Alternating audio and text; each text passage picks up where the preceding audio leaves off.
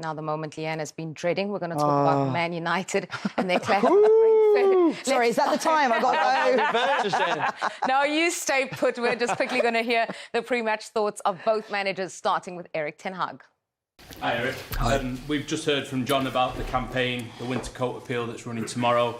You've donated your own coat as well. How much do you encourage fans to support this? How important is it? I think it's important that we are together, a society, and so we have to support everyone who has, say, problems, difficulties, and I think everyone who has it very good.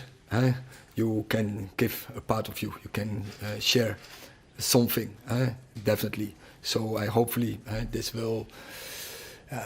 this campaign is great, and hopefully everyone is supportive of it and give everything you can, because I think many people can give something. Thank you.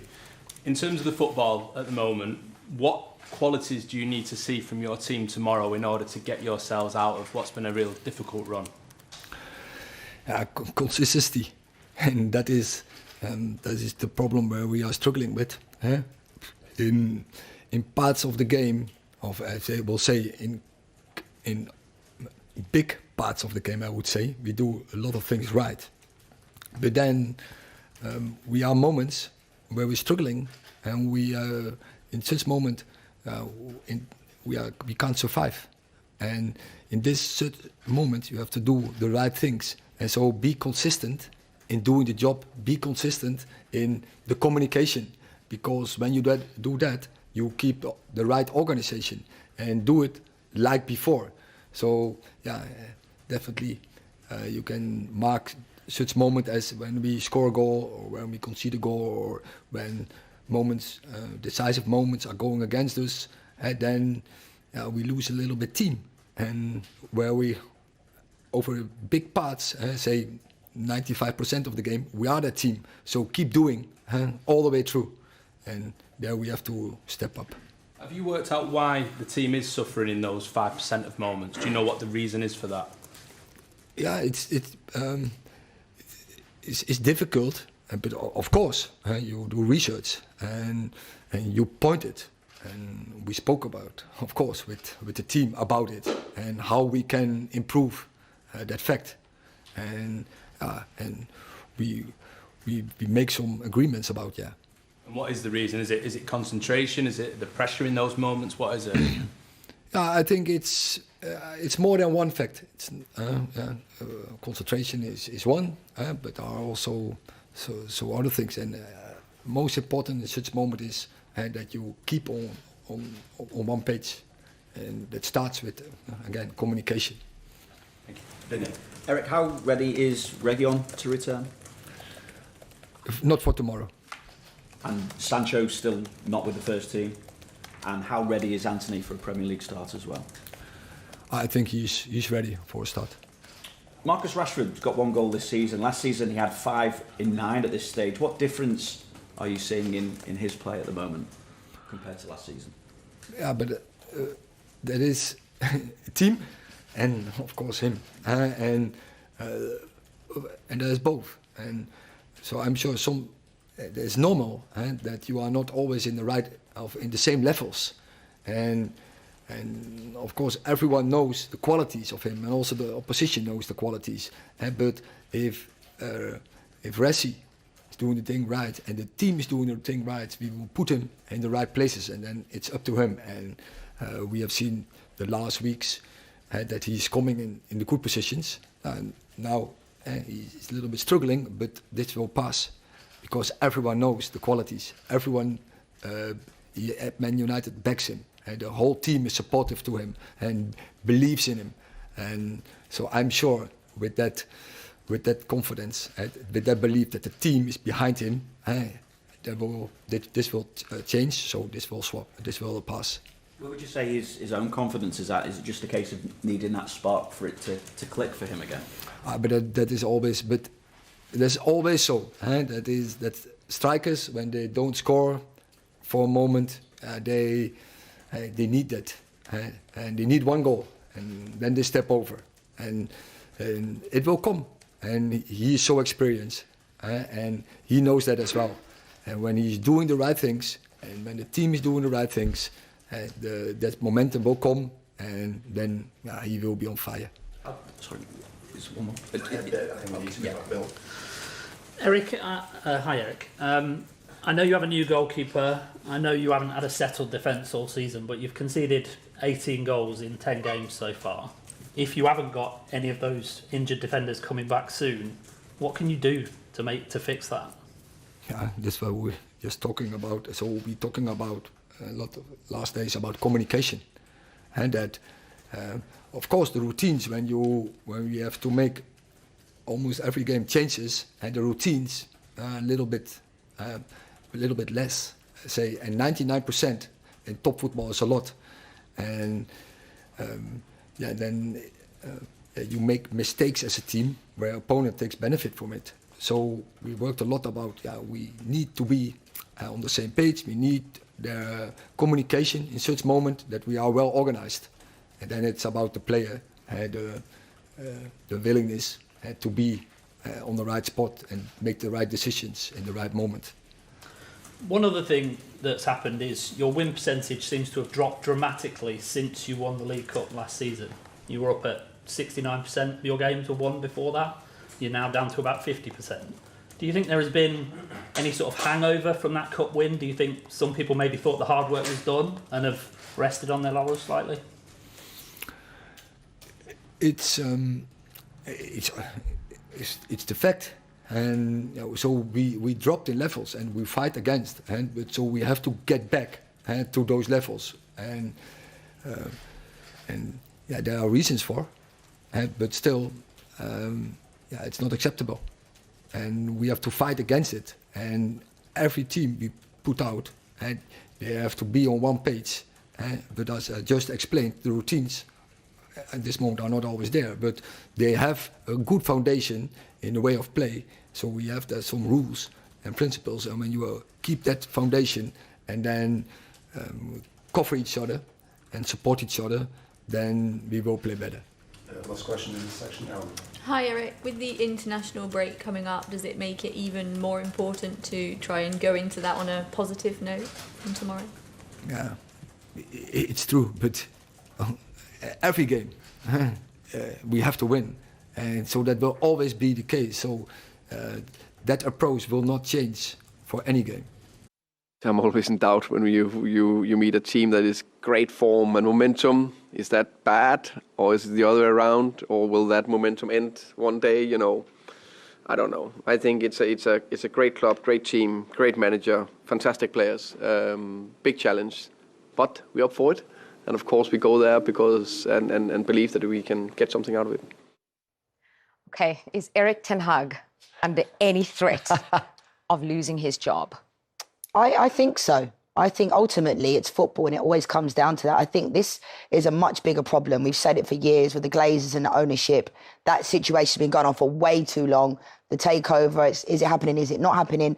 I think when you separate that though and you actually look at the football, because I think the whole ownership thing, you know, I wanted them to go for a long time. Yeah. But when you're on the pitch, you have to put on a performance. And what I'm seeing from Manchester United, again, that I didn't see last year all the time, was that Manchester United don't look like they have a playing style and philosophy. And that is a problem. When I watch Manchester United, I'm thinking, okay, last year Erik ten Hag came in, that Brentford game losing, 4-0 down after 20 minutes, he ran them into the ground apparently the next day, then he got a reaction out of them. They won the Carabao Cup in the end, those types of things. But Manchester United are not in it to win the Carabao Cup. But I started to see, okay, but I do think that Erik ten Hag has had to put out a lot of fires since he's come in.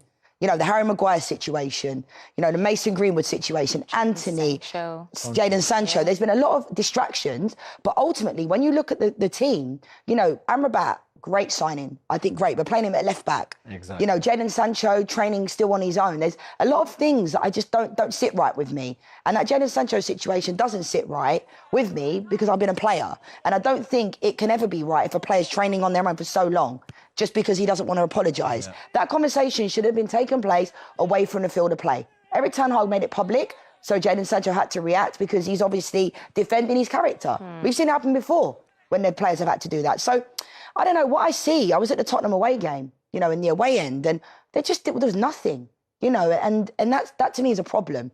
Tottenham looked so much better on that day. And when I see players like James Maddison, I would have loved him to come to Manchester United. And people say, oh, you know, he's not a Manchester United player.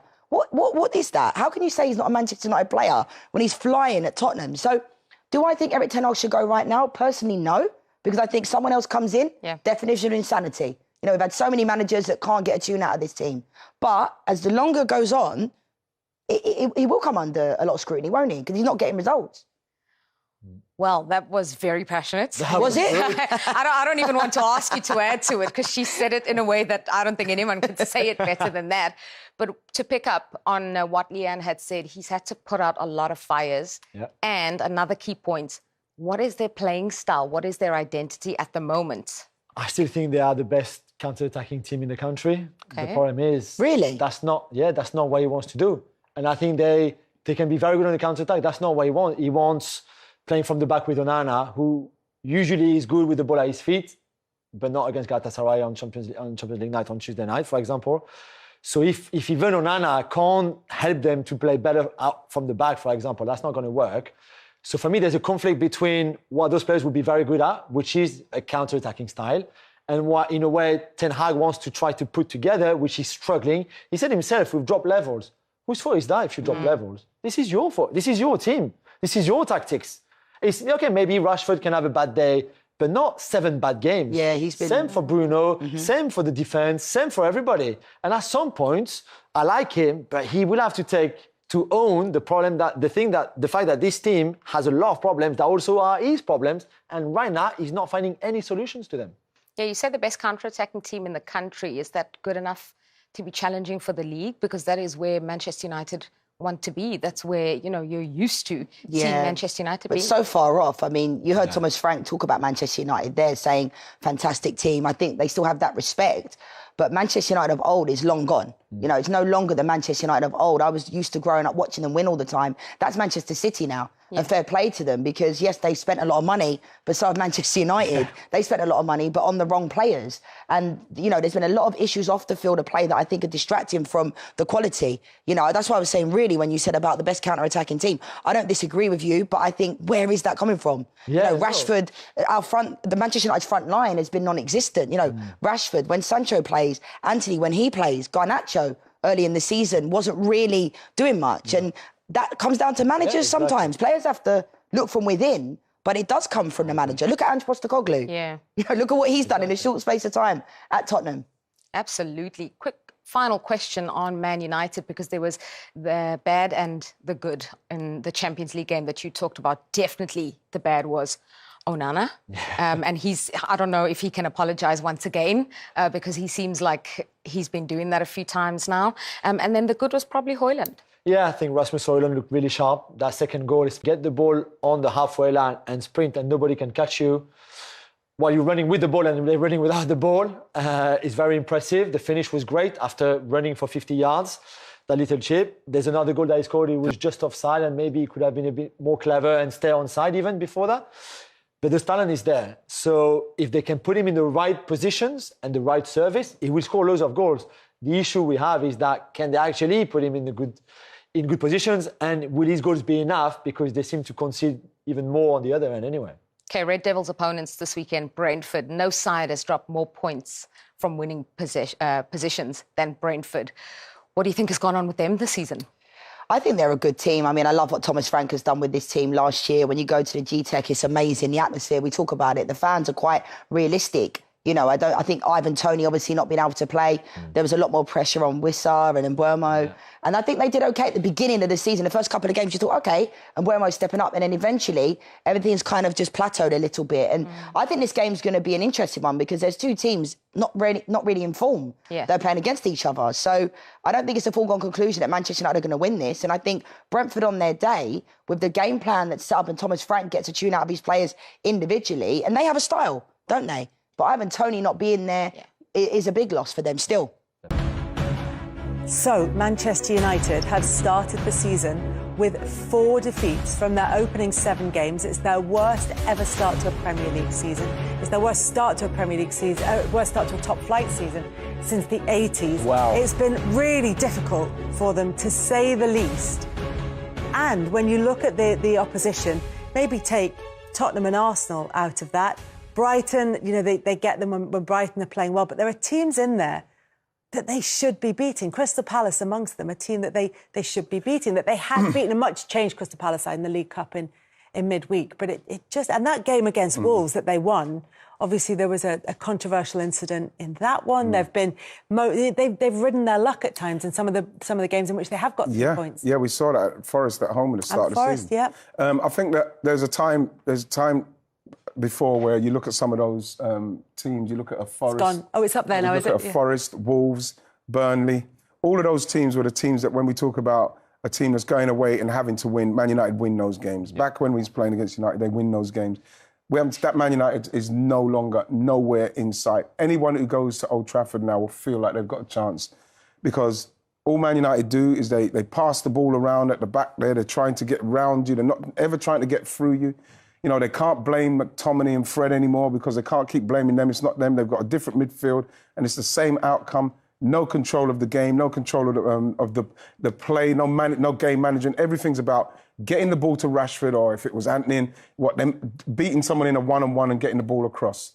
That is literally their game plan. It's all I can work out is what their game plan is because I don't know what else they do. The other day I saw they had something like 78% possession and nothing of real note coming of it. So you're thinking they're passing the ball in areas where they can't hurt teams.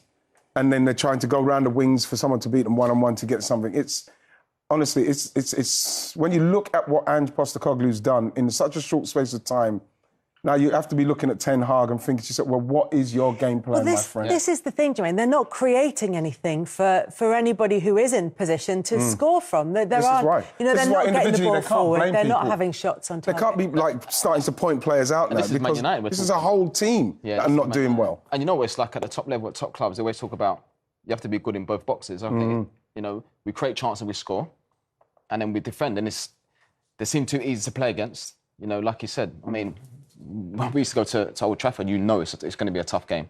It's going to be hard, the way they play there and that. But now, teams are going there. We saw it against, Wolves. We saw all the signs, Gary O'Neill, his approach there, being on the front foot and with a better team was unlucky not to score.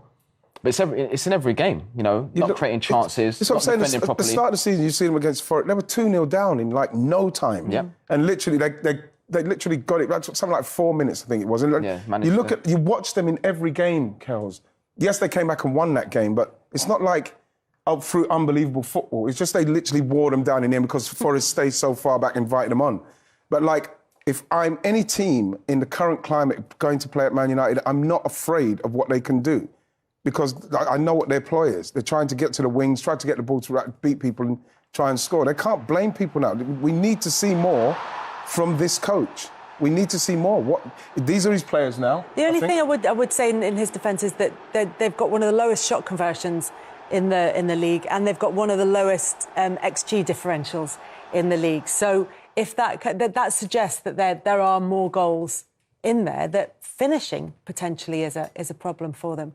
You're right, actually. That is true. The finishing has been a problem, but a lot of that is also the decision-making. There's a lot of sort of pot shots taken when it's not a clear pattern of play where you can see the chemistry between, say, Højlund and Rashford or the players coming in. And the midfield is absolutely weak. It's been a problem that they've had for many years. You see top-level coaches, one area that they always concentrate on is having the perfect midfield. Everything else around it sort of suits it, as long as you can get somebody who can score goals, a good defender, but your midfield is the brain of everything, and I think that's where they have a problem. And that's why they brought on a player like MRBEAR. But obviously he has been now playing as left back, and you're missing that level of control in midfield is because he's a great passer. He can keep possession, he can progress the ball forward, and he can also unleash Casemiro, because right now you just feel like there needs to be a body around him that can help with the work in the middle. And I think that when you don't have a clear plan because your midfield is not working or it's lacking the necessary players, then you have a problem. And then they don't have the fullbacks that can move forward and do and really attack. So you don't have the width, you don't have any central lines at the moment either. And so everything becomes based on individualized schemes and players hoping to come up with a moment. So you have to ask yourself, what's the level of, I guess, the coaching there? Why is it that they are making these bad decisions? Why isn't there something that they can revert to, a sort of a system or a pattern? It has to be the coaches, because there has to be some sort of structure. It can't just be off the cuff. Because the problem Man United have got, you can't stand still because all the other teams around you are improving. The coaches are getting better. They're signing good players. All of a sudden, you've got a Man United team where it's almost like, okay, then get the ball in certain areas and then you just can't do what you do. Your good players can't do what you do. But there has to be some sort of identity. Structure. Like, it has to be structured. It can't just be off the cuff. I just wonder, and bear with me because I'm working this out myself as I'm saying it out loud to you, but I just wonder with someone like Ten Hag who comes through the Ajax system, who grows, he coaches players who've grown up in that system, who have a certain understanding of how to play the game.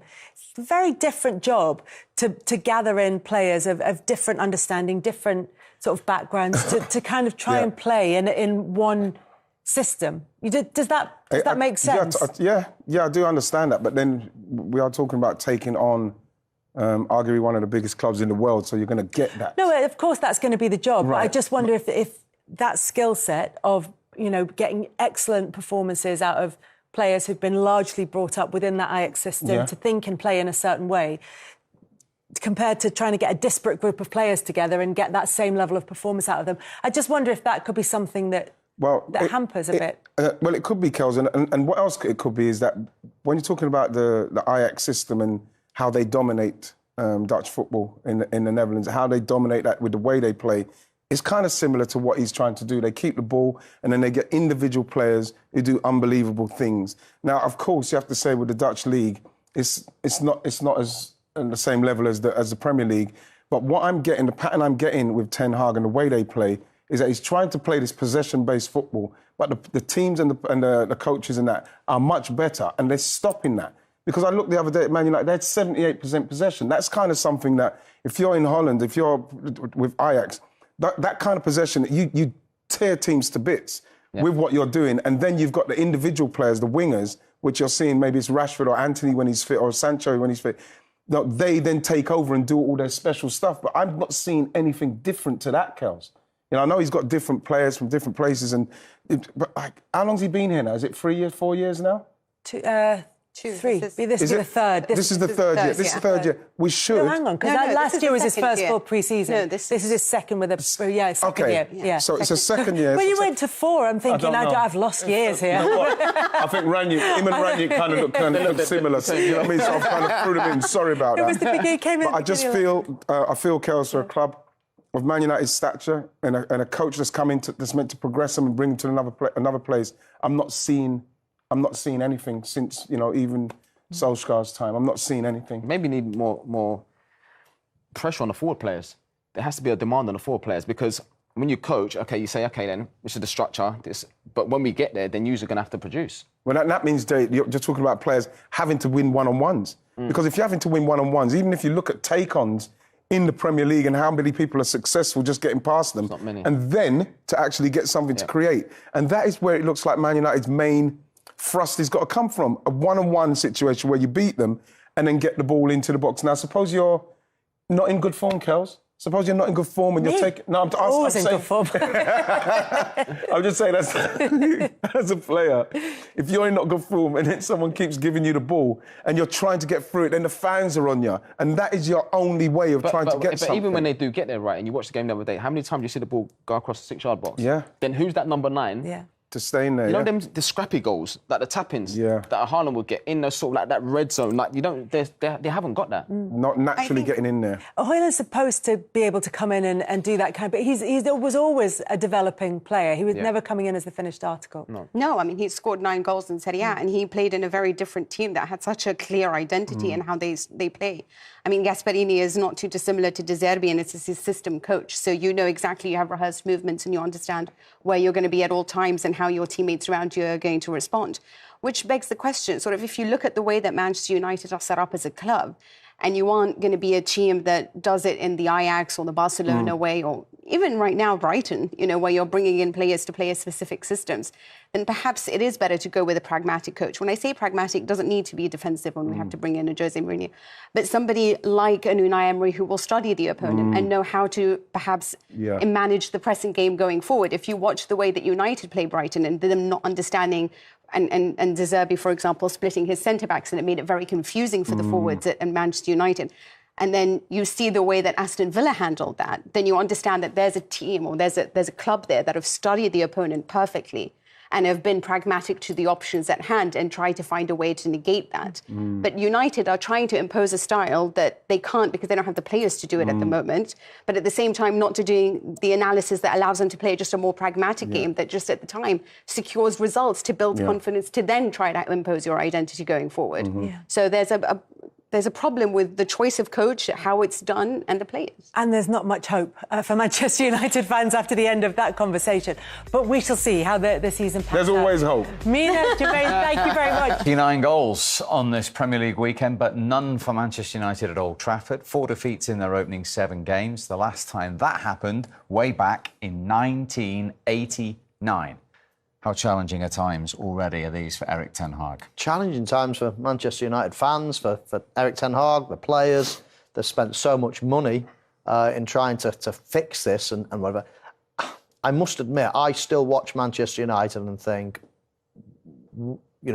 what's the plan? What are they, a counter-attacking team? Are they going to press? What are they? They've got no identity whatsoever when I watch them at the moment. I can switch the television on and watch Manchester City. I just know. You could change the colour of their shirts and change the type of... I'd know just by the way they play, that's a Manchester City team. If you put a Manchester United team in disguise, I wouldn't have a clue what they're trying to do at the moment. And that's the worrying thing for me. If I was a Manchester United fan, I'd be thinking, I don't see where the progress is going to come from. I don't see what we're trying to do here. They sometimes press a little bit. They sometimes sit deep a little bit. They do a bit of everything, but they've got no identity for me at the moment. Have they made progress, Glenn? That's the obvious question. Well, this is it. I thought last year there was stages where I thought they are making progress here. You can see what Michael's saying that he can't see now. I thought, yeah, they've got a pattern of play. They know what they're doing. There were some players on good form. Casemiro was playing the role that he was brought in to play exceedingly well, and when he didn't play or he was out of that position, wow, they didn't look the same team. But now they're a little bit like Chelsea. Their identity's gone. I don't understand what they're trying to achieve as a team. Whereas you say Arsenal, Man City, even Tottenham, Liverpool, there's a system. They know what the players have got clarity in what they're trying to do. With Man United, it's a little bit off the cuff. They're still grappling to find the midfield balance, right? They're still trying to find that. Rashford's gone down the middle at times, and we all know he's best out there. But he's got Nacho who likes to play on that left-hand side. So they're still trying to fit players like Chelsea, fitting players in and around positions, and they haven't really quite sorted it out yet. And being Manchester United, if you lose the games that they've lost already this season, you come under that microscope. They're 10th in the league. They're such a big club. United are not doing well again, and it's pressure. It's a pressure job without a doubt. In terms of identity, let's go back to what Erik ten Hag said pre-season, actually on the 7th of August. We've dug it out today. We really looked into the history of Manchester United. We really looked also into the qualities of our players. Then you can say, so what do we want to be? That is, we want to be the best transition team in the world. We want to surprise. Have you seen anything from the 7th of August onwards to back that up? Well, I do think they could be a good team in transition. I think they've got the pace to do it. I mean, to me, that basically says when we win the ball, we want to counter-attack quite quickly. Which, by the way, Ole Gunnar Solskjaer got criticised heavily for setting up that way, didn't he? When he was I think every team needs to be good at counter-attacking. A lot of the time, you can do a bit of both. You can have possession, but then sometimes if you're out of possession and you win the ball and you break quickly, that's a form of counter-attacking as well. And I think that's what they want. We picked up a couple of examples of how they do it, when they do it. A couple of bad examples, really, when they make a couple of average decisions. I think when you look here, they're actually set up to counter-attack here. Look at the amount of bodies around the ball here. They're actually almost coiled like a coiled spring, ready to go. So when they win the ball, they're 5 against 2 in this central area. But when they win the ball, they're ready to explode into life. And look at that. All of a sudden, if you stop it there, I mean, they're virtually outnumbering their opponents. Now, you could argue, Glenn, I mean, I'm thinking here, can the centre forward? Yeah. Can he make a run to shift these defenders and leave this huge bit of space up here to expose that? I don't know. Rashford seems to be running into a lot of trouble at the moment, maybe not playing with a lot of confidence. Yeah, I think they're getting the first part right, because when you become a counter team, if you can win the ball in the middle third, in the middle third is when your opponents are normally getting in positions to actually receive ball. So nowadays, fullbacks are pushed on and they're wide, so that's a little bit higher in the pitch. They win it well. They've got a 2v1 there if they want.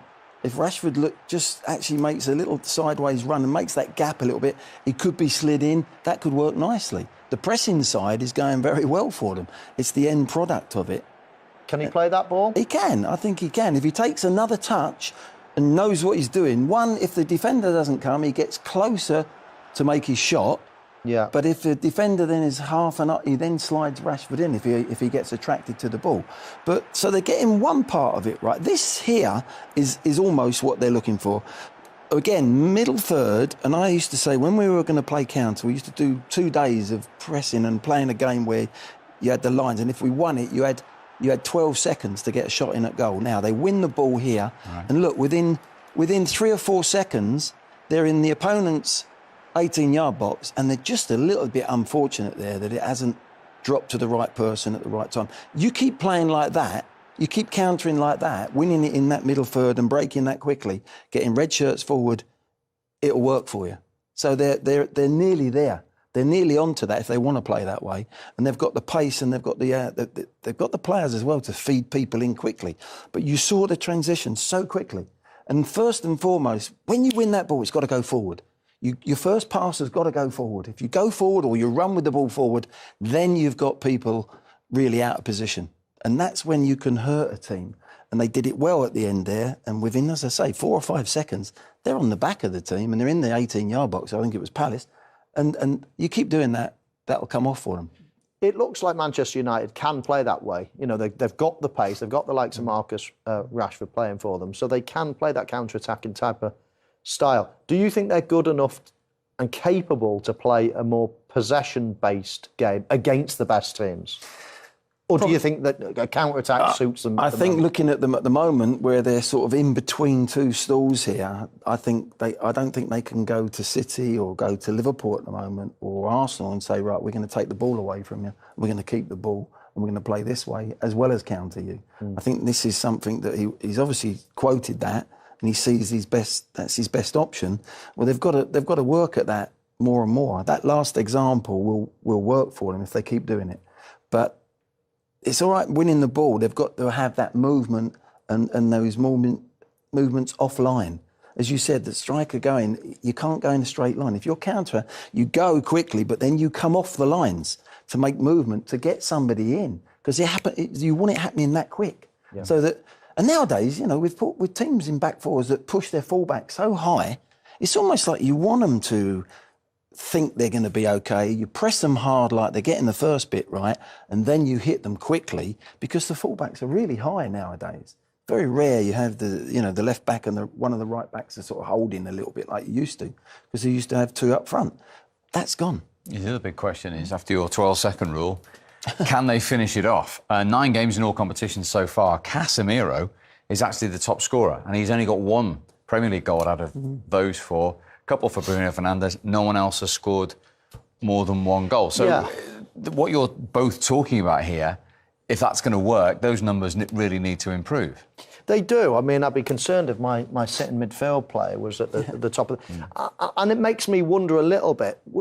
Of course you want players scoring lots of goals, but you mentioned his role last season and how well he played it. When he was missing, it was stuck out like a sore thumb. Yeah. I just wonder this year, he's taken a little bit of criticism. Is he playing that role? Or is he playing more of a carefree, more of a, I don't know, a role that's getting forward? Because a sitting midfield player to score 4 goals already almost is a positive in many ways. But I'm looking at it thinking, is that right? I'm trying to think how many. I know there was a couple, I think it was Bayern Munich, where it was set plays. Yeah. He's gone up in set play, where which is fair enough. He's dangerous. So there's a couple, I think, out of them 4 that might be set plays.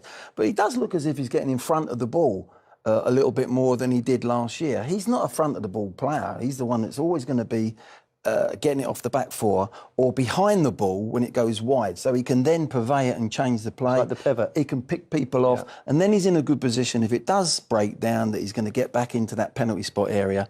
He didn't do that against, I remember Tottenham in the early stage of the season when Tottenham beat them at home. He wasn't getting anywhere near the penalty spot, and defensively he was way out of it. I don't know, it didn't look as if he could have the legs to get and shift and do that job. Maybe because he was going forward, he was taking a lot of energy out of himself. But for me, he's one of the best players, as he proved last year, in that sitting position, purveying the ball, winning it back, experience, slipping into a back four in between the centre-backs when he needs to be. He was probably the best at it in the league last year. 2 players scored more than 1 goal. It's not happy reading so far, No, Steve. much work to do for Manchester United. So, but not that one. I think he was expecting Højlund to score for Man United rather than Joachim Andersen, but it was some finish. Let's have a look at their first 7 Premier League results then. 4 defeats. The 3 games they've won, home to Wolves, they were fortunate in that one. Could easily have been a penalty late on in the game for Wolves, and Wolves missed some big chances. Against Forest, they were 2-0 down, turned it around to win 3-2. And against Burnley, it was a spirited display, but Burnley had their moments in that game as well. I think hit the post, didn't they, in that one? So that could have gone differently. Defeats to Tottenham, Arsenal and Brighton. Maybe, you know, that can happen. Home to Crystal Palace. I guess that's one that he'll look back on and think we shouldn't be losing at home to Crystal Palace. No, and okay, some people might say it's a set piece, so then it would link to why we're saying about the strikers, but just inconsistent. I never know what I'm going to get from Manchester United. I look at the team sheet and like who's playing where, and it's different every week, and I'm like, it's just how much more can we say about transition? But they're just in a permanent one, I think. With that, I've got to say it how it is, and I don't know what they're going to do, and I don't know what to expect from them anymore. Is that as simple as that, their problems, or where does it run deeper? What do you think, Leroy? Where's it going wrong for them? Look, the injuries are a problem. You know, when you've got loads of defenders out, it's going to cause you a problem. But I don't think their problem's been in defence. I honestly think it's the way they attack. You know, I always feel that, just talking about Aston Villa going forward, making really good decisions in the final third, and I just feel that they make poor decisions all the time. And I know that, you know, good players are given licence to go and, you know, express themselves, but these are world-class players, and they're making poor decisions time after time. And I think it's costing United, and that's why they're obviously not scoring the amount of goals they should and gaining control of games when they should. These are the numbers in forward areas, and this is Man United's attack. They've had, nearly 52% of the ball. That's the 7th best in the Premier League. They've had 109 shots. That's the 5th best in the Premier League. But their shots on target is 11th. The shot conversion is down in 17th, 6.42%. Expected goals is only 12th. They've only scored 7, which is 12th. And their XG performance is one of the worst in the division. They're minus 4.28. So you're right. I mean, you know, you talk about the defence. As much as you want, you've got to put the ball in the back of the net, and they're not doing that, are they? No, and again, maybe that's because of relationships, connections. It's the hardest part to score goals in football, and it's the most expensive, and Manchester United will, you know, agree with that. But I just think I don't see any connections between that front line. I don't see any bounce passes or crosses, I just don't see, even from the wide areas. You've seen MRBEAR play left back, you know, this week. Usually Manchester United have Shaw bombing on. I know he's injured, but I just see it chopping and changing. I actually don't know how they can improve that if they keep changing it every world. We're at St James's Park here in Newcastle upon Tyne. My name is Derek Ray. With me in the commentary position is the Arsenal legend Lee Dixon. And if the game is as enticing on the pitch as it looks on paper, we're not going to be disappointed. It's Newcastle United, and they take on Accrington Stanley. Close but offside nonetheless.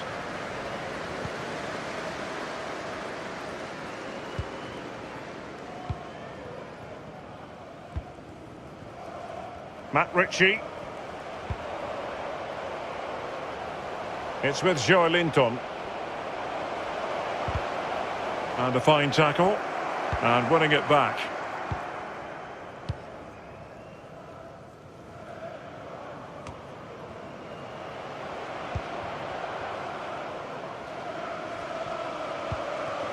Through ball attempted, but completely overhit.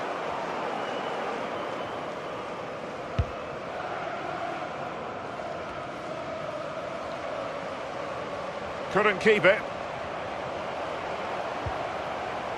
Is it going to end up being productive for them?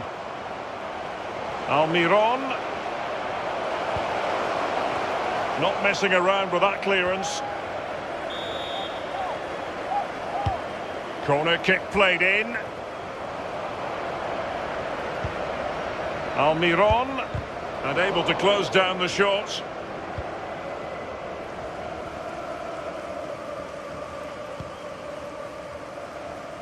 Rodgers.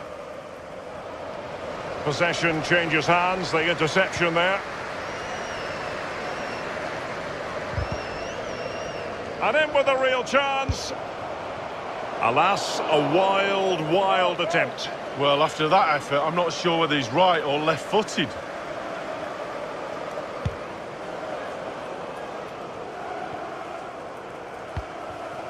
Bishop.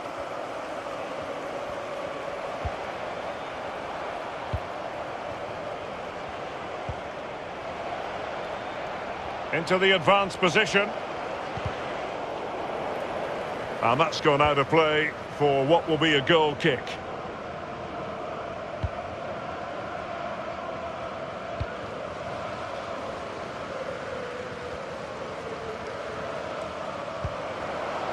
Saint-Maximin.